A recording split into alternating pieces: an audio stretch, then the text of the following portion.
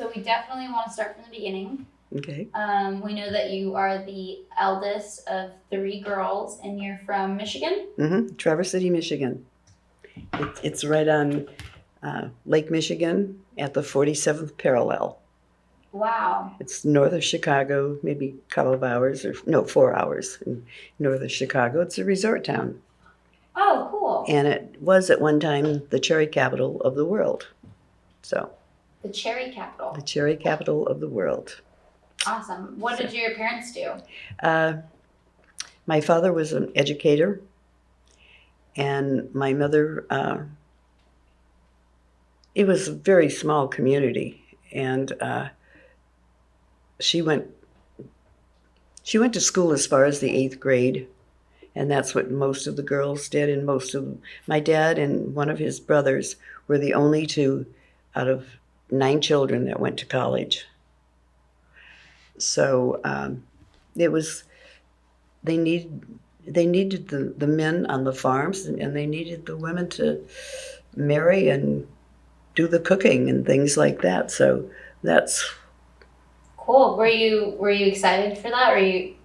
Were you did you and your sisters?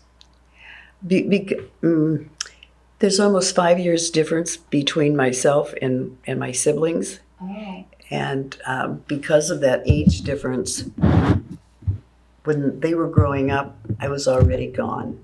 So I missed an awful lot of that. So How old were you when you moved out of your house? I was 18, 1 month, and 2 days old. Nice. I got married. I was gonna ask you, is there a boy? Yeah, I got married. I had a semi-scholarship to the University of Michigan, and I wanted to live in Ann Arbor. And my mother was of this firm belief that good girls did not leave home until they got married. There was no way I could have driven over 100 miles a day to go to school and back. So when this guy asked me to marry him, I said, okay, when? How long were you dating him? I had known him on and off probably since 1951. Okay. And So he was an absolute genius kind of guy, really good looking. And so we moved into this little apartment. We had a fabulous honeymoon. Went to New York, saw Broadway. Went to northern Maine. oh, beautiful. Via Canada, Toronto, and Quebec, and then drove down. And what did he do for money? He was a student at the Henry Ford Trade School when I first met him, and then he was like a journeyman, and he's got several patents and things like that. I forget, everything that he's done, but he had money. Wow.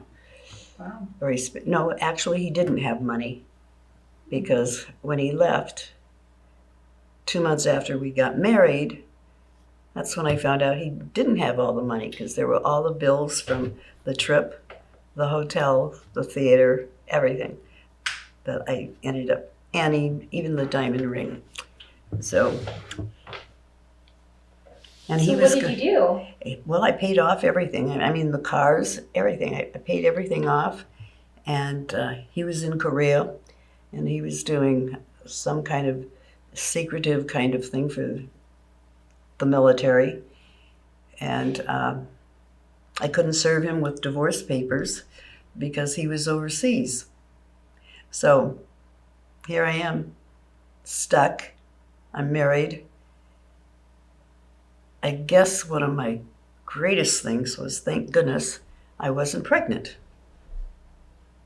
or had children, that kind of thing, because he was gone one Sunday morning, and I didn't know why.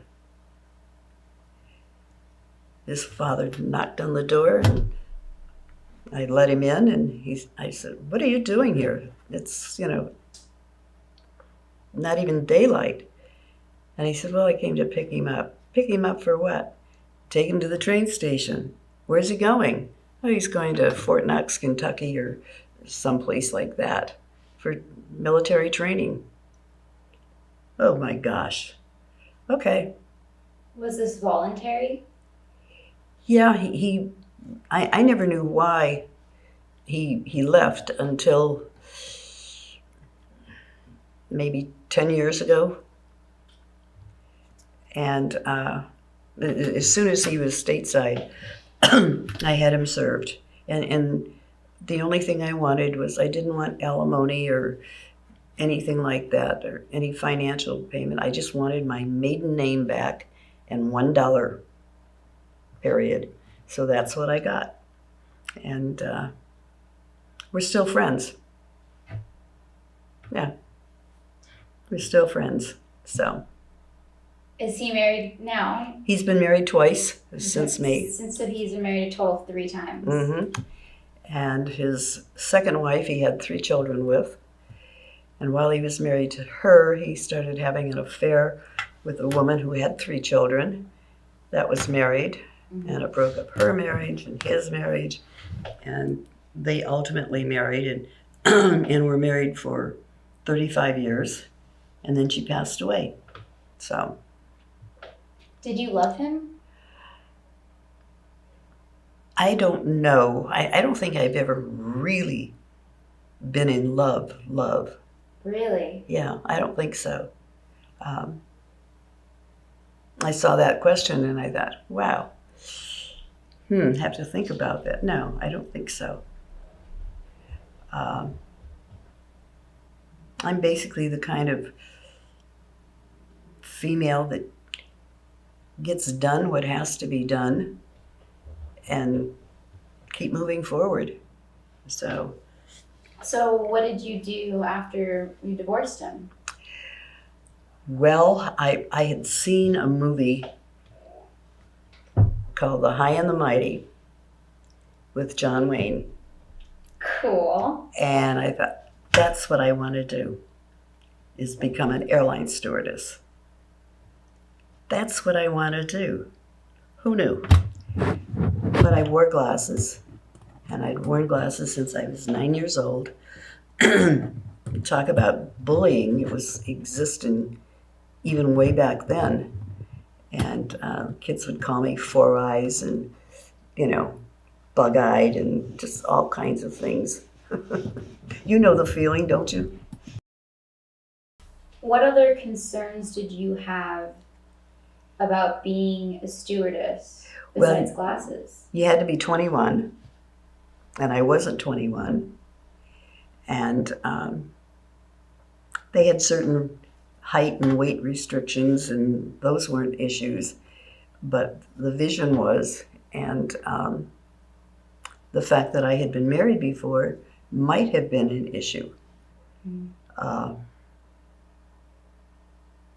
And I never let the airlines know that I had been married. I was just strictly Bonnie Lamie. That's me. Mm-hmm. So, and I worried that I might be caught, but I wasn't. And I passed the vision test, and I was very happy. How long did you do that for? Well, I started with Northwest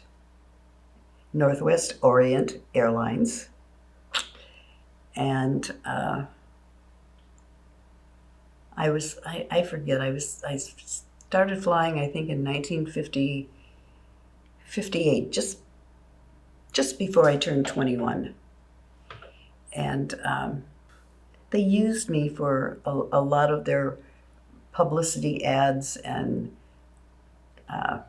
inaugural flights between point A and point B. That was very different for them, because they were primarily an overseas carrier to Hong Kong and Tokyo I just, wow, goes back a long, long time ago. Yeah. I'm trying to think. I think I flew for Northwest maybe 4 years, but I was dating Andy Williams. Oh yeah, tell us about Andy. And Andy Williams, Mr. Moon River, uh, they had, as part of a publicity thing, I had taken an inaugural flight from Chicago to Miami. And in Miami, they told me in operations that I had been scheduled to be introduced to Andy Williams. Okay. So go to the Americana Hotel when I was supposed to be there. And I'm backstage, and I heard him kind of coming through the walkways or curtains or whatever. And I heard him say, well, I hope this one's reasonably pretty. So when he came around and looked at me face to face, and I said, will this do? And he said, absolutely. And so we had a lovely evening, and then the next morning I went back to his hotel, to the Americana Hotel, and had breakfast and spent the better part of the day hanging around the pool and, things like that. Anyway, we were dating, and Walter Winchell was a New York Times columnist, and he would write on there, well, Andy Williams, isn't it about time you married that steward eye, Miss Bonnie Lamie? And he'd always spell my name wrong. Lamie, not Lamie. Yeah. Well, Andy was going to Hollywood to do a film soundtrack. And I thought, oh my gosh, I'm going to lose him to all those little Hollywood starlets, those beautiful young girls. Oh my gosh, what can I do? I can switch airlines. So I quit Northwest, and I signed up with Continental. I had to go through training all over again. And they sent me to Midland, Odessa, Texas as my home base. Not Hollywood, not LA, but Midland, Odessa, Texas. Oh my gosh. And he finished the soundtrack in LA, and then he went to Paris to do an album with Michel Legrand and Quincy Jones. And that album was called Under Paris Skies. And one night, the boys got restless, and so they went to the Folies Bergère. Oh, cool, the Follies. Yes. And Andy met Claudine Longer, one of the dancers. And the rest is history. He married her. Oh, well. More fish in the sea. I guess.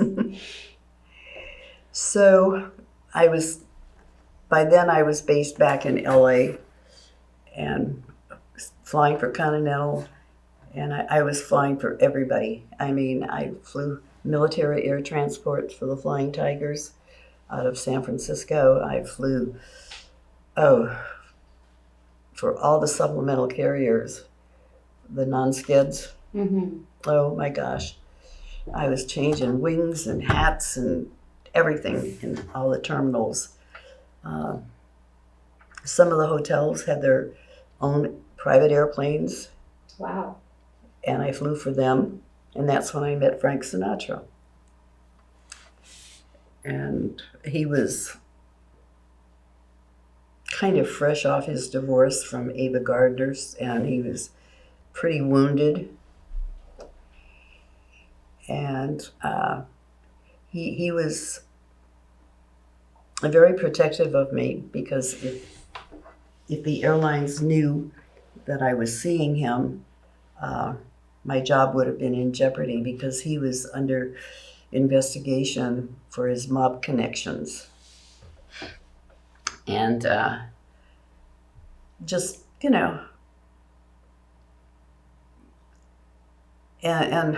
I learned that he was only 3 years younger than my father. Oh my gosh. My dad was born in 1912 and Andy was born in 1915, and their birthdays are like 4 days apart. Andy or Frank? No, my dad and Andy. Oh, I'm Andy. sorry, my dad and Frank.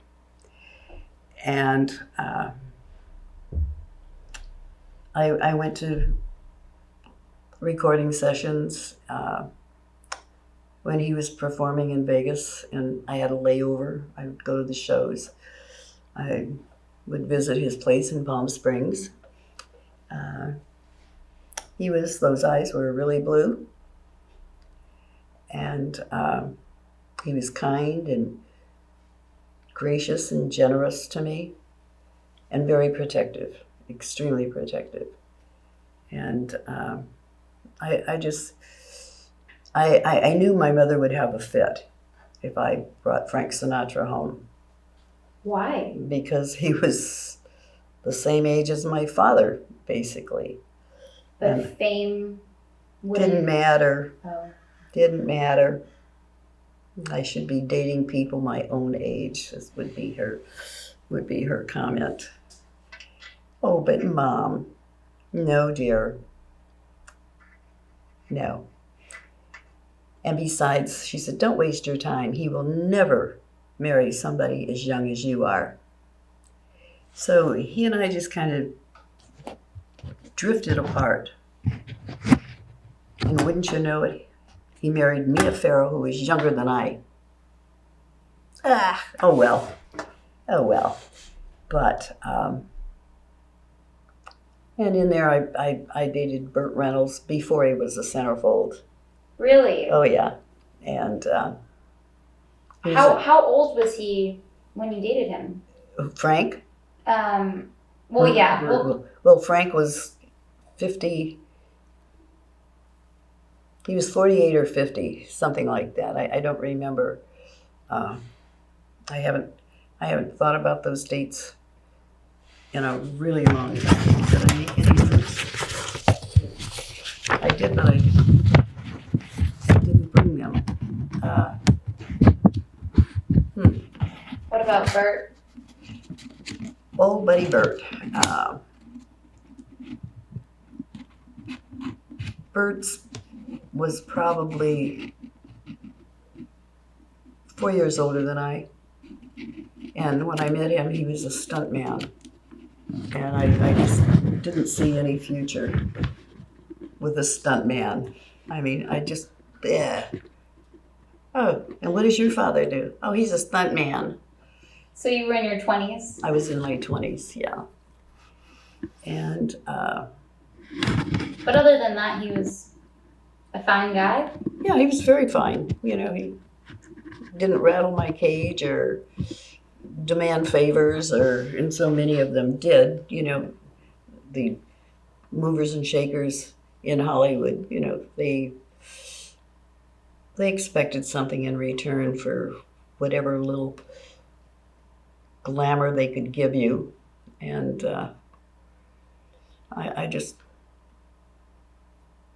I wasn't interested, you know, really in being a Hollywood starlet or anything like that. And wow, a lot of stories. Woo, just thought of something. Tell us. I almost did a film with a writer-director by the name of Sam Fuller. And Sam Fuller, I'm sure, have you heard of him? I think I've heard of him, yeah. Yeah, he's a film noir kind of writer. Mm-hmm. And he was sort of grooming me to be in this film called Terrified that was going to star Steve Cochran, who was this handsome hunk Hollywood movie actor, and Steve Drexel. And Steve Drexel was this cute Hollywood boy that his parents owned a rather famous restaurant, Pance's Lazy Susan, on La Cienega. Not La Cienega, I'm sorry. Doesn't matter. I'll think of it. I'm on Rolodex. Anyway, we had a meeting, and I had to fly that evening. And we had a meeting about the movie that Sam was doing at Frascati's restaurant in LA. And Drexel was driving, and my car was at the restaurant parking lot.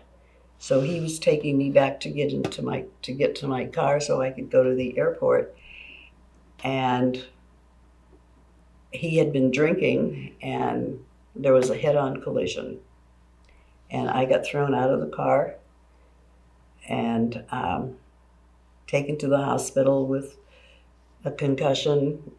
Obviously, I didn't fly that night. And I was grounded from flying until all of these injuries and trauma would have gone away. And part of my therapy was I had to walk. And I'm walking, and this one address just kept jumping out at me. 1022 North Palm Avenue. Why is that so familiar? So I went back to my little apartment, and I went through my junk drawer, and I found all these business cards that had been handed to me on flights. And I'm going through them, and I find one that says 1022 North Palm Avenue. Turn the card over. It said John Wayne. Well, I had him on a flight. And when he was deplaning, I was thanking him, for flying with us and how much I enjoyed his films and blah, blah, blah. And he said, "Missy, have you got a card?" Well, we had to carry a card in our pocket that had our name stamped on it and a space for the flight number and the date. And if anybody asked for a card, you had to give it to them and fill in those blank spaces. Then I thought, oh my gosh, is he going to write an onion letter, which was a bad letter, or an orchid letter, which was a good letter? So I handed him my card, and he handed me his card, and he said, "Missy, you ever want to get your head out of the clouds and put your feet on the ground? Come see me. I'll give you a job." Well, the next day when I went for my therapy walk, I wore better clothes, and I went into the lobby of this office building, and there was an old-fashioned switchboard with the pull cords like you see, what's her name, use on, she's a comedian. Anyway, a pull cord switchboard. And around this switchboard were all these business cards. And she asked me to sign in, and I did. And she said, "Did you give him a card?" And I said, "I did." And she said, "Well, wait a minute." And so she's going, "There you are. And you are so lucky because he's upstairs right now. And he has asked if you have come in." I said, "Okay. How do I get up there?" And she told me, and I went up. And you know how you knock on the door and somebody tells you to come in, and you kind of peek your head around the corner of the door because you're not sure what's inside there? Well, I peeking around, and there was John Wayne, all 6'4" of him, laying on a couch with a stack of scripts on the floor. And he was reading one, so he was kind of like this.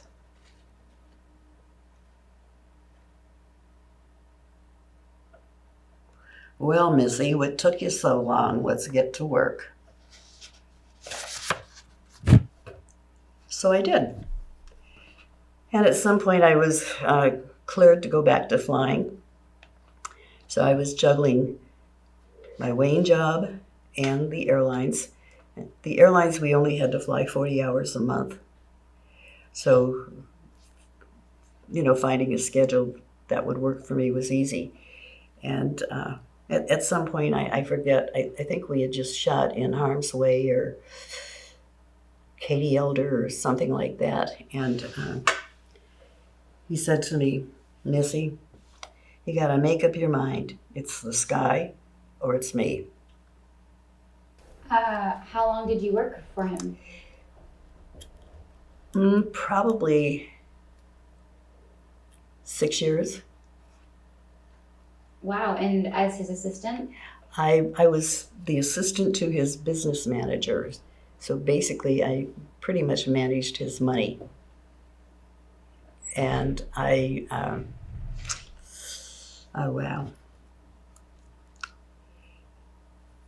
I negotiated the real estate deal between his selling the ranch that he had in Encino to Walt Disney's daughter Diane and her husband Ron Miller. And Duke wanted, he had this 138-foot converted YMS Minesweeper that he wanted to park or moor in his backyard. So I found him a house in Newport Beach. And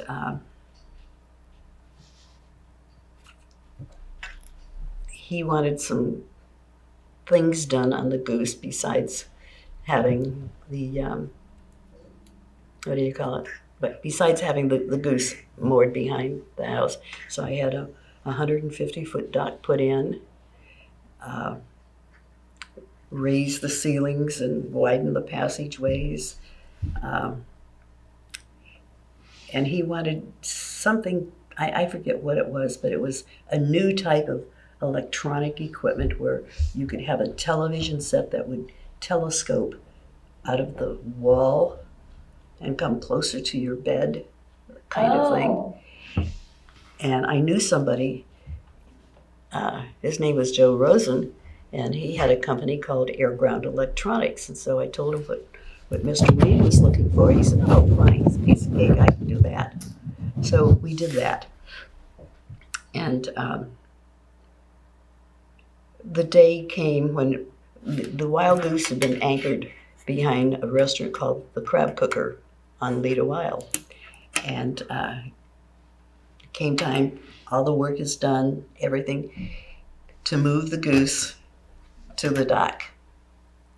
So we get in the little putt-putt and we go over to the Crab Cooker, and the skipper, Pete Stein, was on board, and we fired her up and we're taking her over to the dock. And guess what? We ran aground. The skipper assumed that I, being the one who is making the changes, had checked the depth of the channel. And I assumed that he, being the skipper, that was his job. So the newspapers were Duke's Follies and a picture of this 150-foot dock with a little dinghy sitting there. And that's, the goose stayed anchored behind the Crab Cooker until he died. And that was in 1978. Wow. So supposedly it's being used as a, what do you call it? Cruise and dine kind of thing for tourists. Hornblower yachts or something like that. Mm-hmm. So I don't know if it is or not, but that's what I heard. So. Did you and the Duke ever have a romantic relationship? No, I was never interested. No? No. Why not? He was on his third wife, and his first wife her name was Josephine Sanchez, and I think her father was some kind of Puerto Rican or Cuban kind of, not, he had some authority. I forget what you would call him, ambassador, I think. And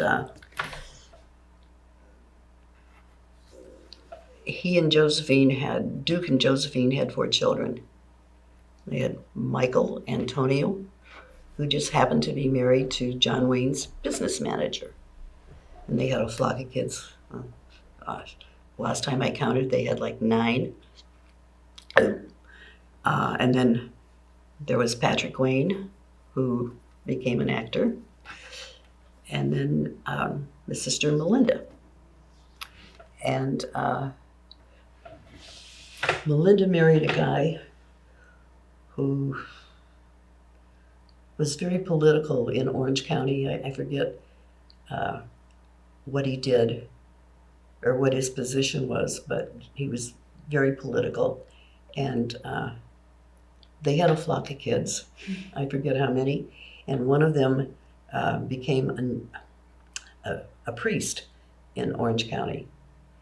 And then Duke divorced her, Josephine, and married Chata, the Mexican Spitfire movie actress. Yeah. You know? Charo, right? No, Chata. Chata? Chata. Oh. Chata, Chata. And from what I heard, it was a marriage that was doomed from the beginning because she had an alcohol problem and didn't want to live, in the States, that kind of thing. It was just a mess from the very beginning. And Duke went down to South America to scout locations for a film that he was going to produce and direct. And he met a translator there. And her name was Pilar Palat. They locked eyeballs, and oh my gosh, the chemistry was unbelievable. But Duke was married, and so was she. Well, she got divorced. Duke's lawyer, Frank B. Belcher, said, "I'll get the divorce for you. Just, you have to wait to get married to Pilar." So Duke and Pilar went to Hawaii. I'm not sure if they went to Honolulu or Hawaii, but I wasn't married. I wasn't working for him then. And the day the divorce became final, Duke and Pilar, Belcher called Frank and said, "You're a free man." And so Duke had a judge or somebody there that could officiate and legally marry them. So they got married on the balcony of this hotel. So then they came back and they had 3 children. They had, first girl was Aisha.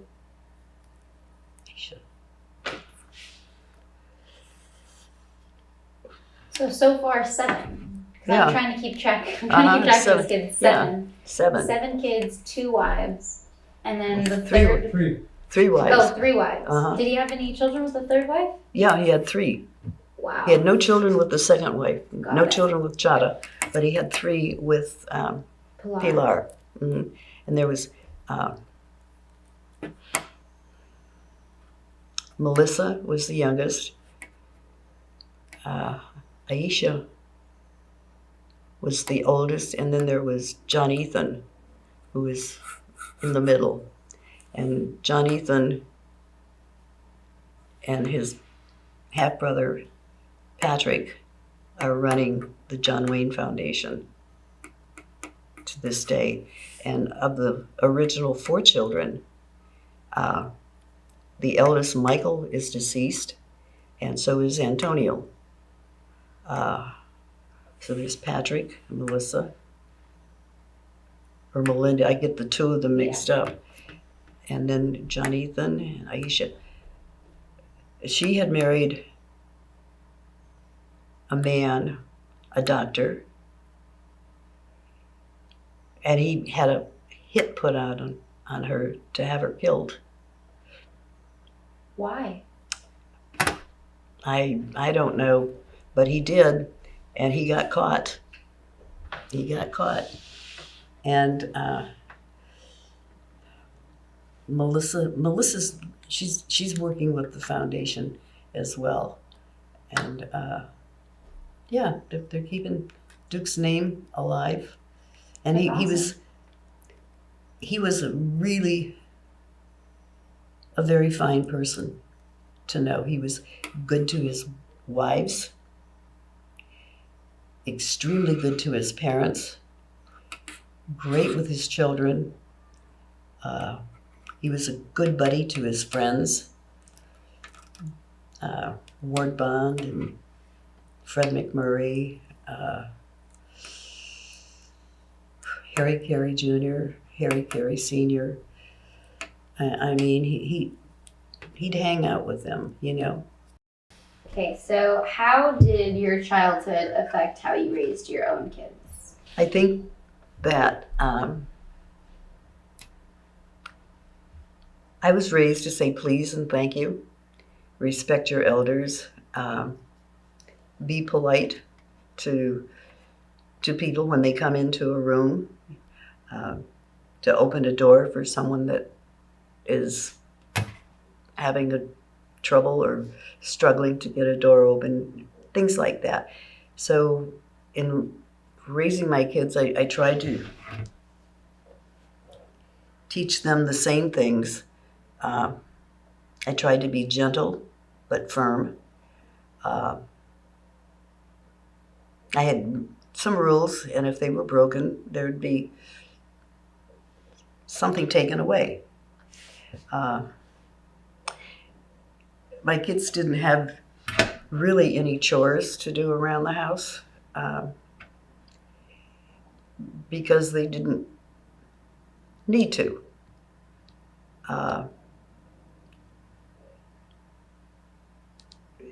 It was a very nice house. And Where was it? I'm sorry? Where was it? Oh, it was in the Hollywood Hills West, Nichols Canyon at the very top. And it was like architecturally colonial tile roof, red tile, you know, with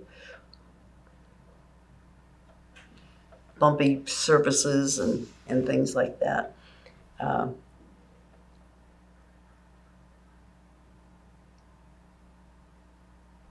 I guess we were considered to be rather prosperous. Sure. And so nobody had to do anything. Lisa still doesn't know how to cook. Her dad said, what does she need to learn for? She's got you. Okay. So anyway, she didn't learn how to cook.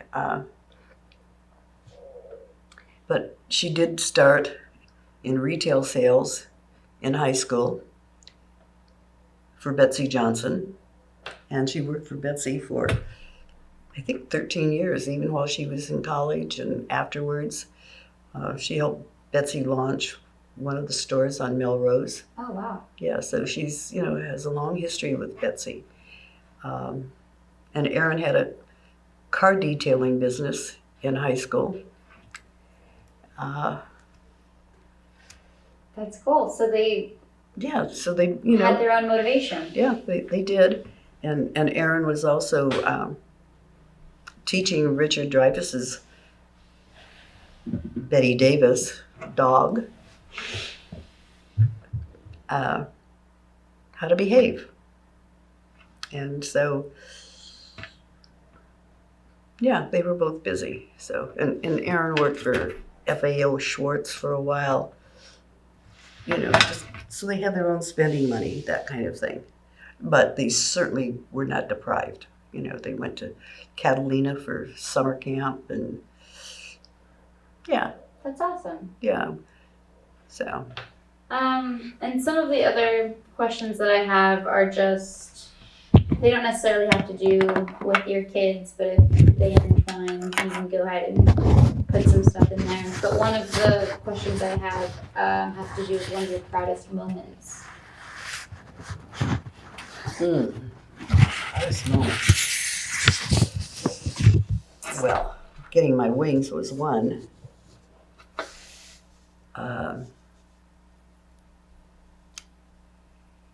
What is the training process like, and how long does it take? What is the training process Oh, it's like, about and how long does it take? 6 weeks. It's about 6 weeks, and it you have to. There's so many different types of equipment at the time. I mean, I was qualified on DC-3s, 4s, 6Bs, 7Cs, Boeing Stratocruisers, L-1011s, 1049 Connies, 707s. Oh gosh, a couple of other types of airplane. And as long as you were qualified on any of that equipment, that's pretty much how I was able to bounce from airline to supplemental carriers and things like that, because I was pre-qualified on all this equipment. So you have that, and then you have over-water training. So it was like a technical school. Yeah, yeah. I haven't been to school in a long time, so I don't know what you call it now, but that's what it was like. And then you have written tests and that kind of thing, and you have walking techniques, you know, on a bumpy airplane. So that was training, and it was 6 weeks long. And in Minneapolis with Northwest, they put us up at the Evangeline School for Girls. And you could have a date, but that date couldn't come past a certain mark in the living room area. Weird. Very, very, very, very strange. And Continental, Bob Six was the president at the time, and he was married to Ethel Merman, and then divorced her and married Audrey Meadows. I mean, and he was very sexist, you know. So what about your biggest regret? oh gosh, my biggest regret. If any.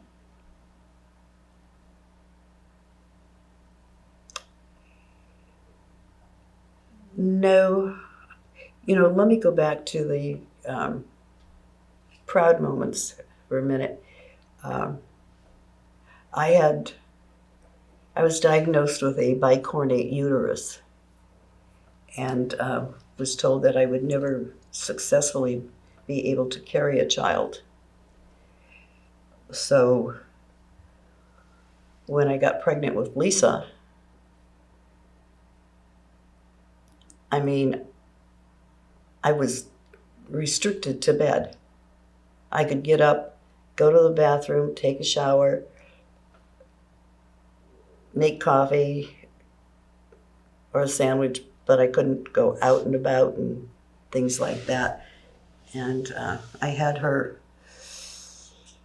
oh, and she was supposed to be a C-section too.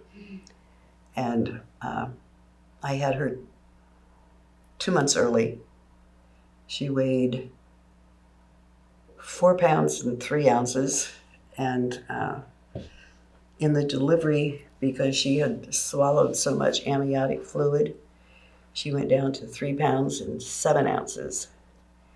And it was just at the very beginning of pediatric preemie care, where they put her in an isolette, and it had nothing but holes in it for the nurses to run tubes through it or put their hands in to hook her up to something.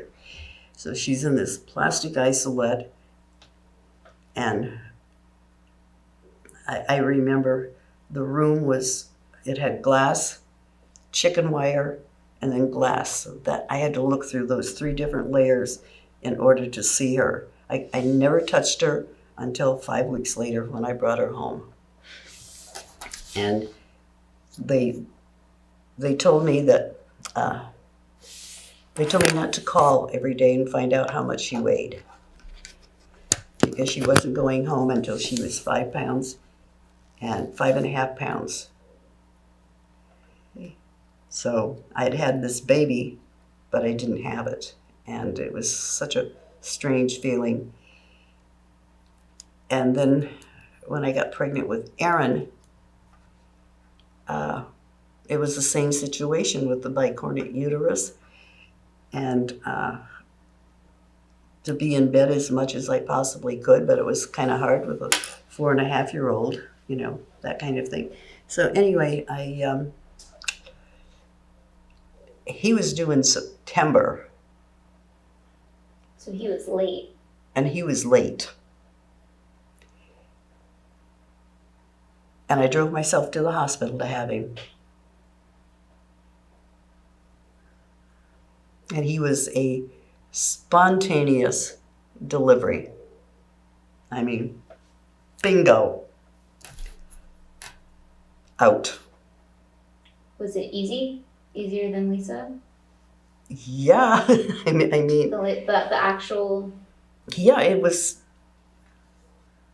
just, I mean, I had been laying in that bed for hours and they had me hooked up to all kinds of stuff. And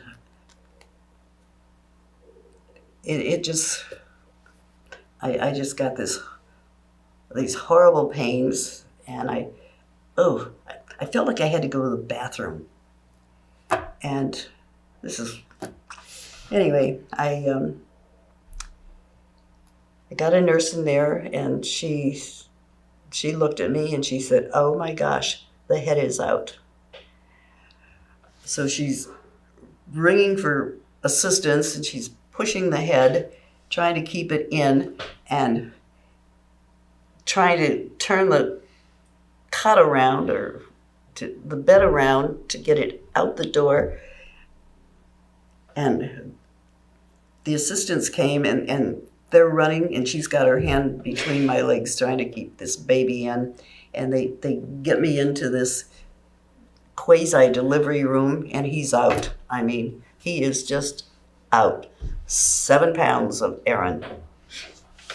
So that was a very proud moment for me, that I had managed to safely carry 2 children to childbirth.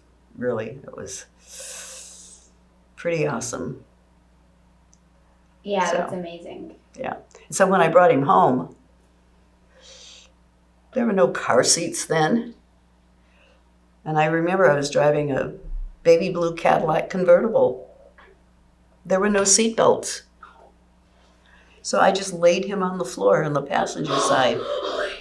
I mean, what was I going to do with him? I had to drive the car. So, yeah. Amazing. Things you didn't know, right?